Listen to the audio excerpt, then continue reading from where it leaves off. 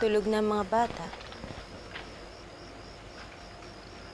Hindi pa ba tayo magpapahinga?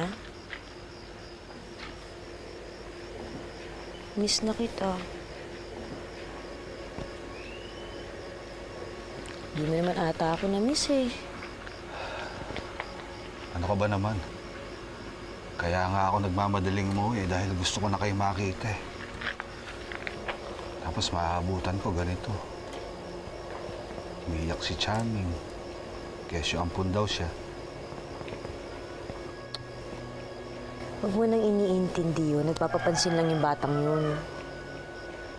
Hindi magkakaganon yung batang yun kung hindi mo pinapakitaan ng tama. Siguro kaya nagkakaganon yung bata eh. Napapansin niya na hindi mo siya mahal. Alam mo, kahit hindi natin kadugo si Charming, napamahal na sa akin yung bata. Para sa akin, anak natin siya. Kaya pakiusap ko, pwede ba pakitaan mo naman ng mabuti yung bata?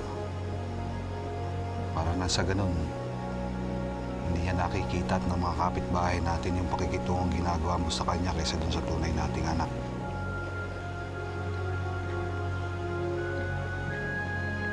Sige.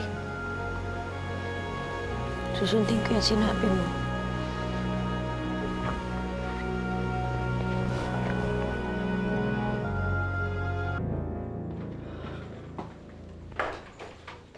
Nay, ang itay po. Natutulog pa.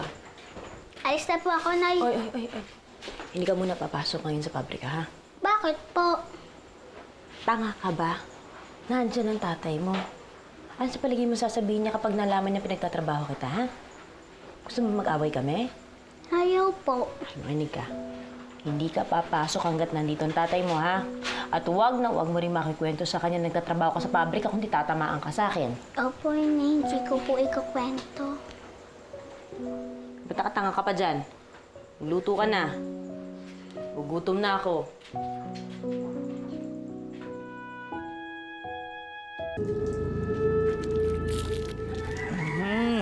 Tay! Ako na po maglilinis niyan. Huwag na at marurumihan pa yung kamay mo. Di po, kaya ko yan. Sigurado Magpahinga ka? na po kayo. Sige nga. Tignan natin kung marunong ka. Sige. Wow! Ang galing ng anak ko ah. Ang galing ah. Salamat po. Tupat.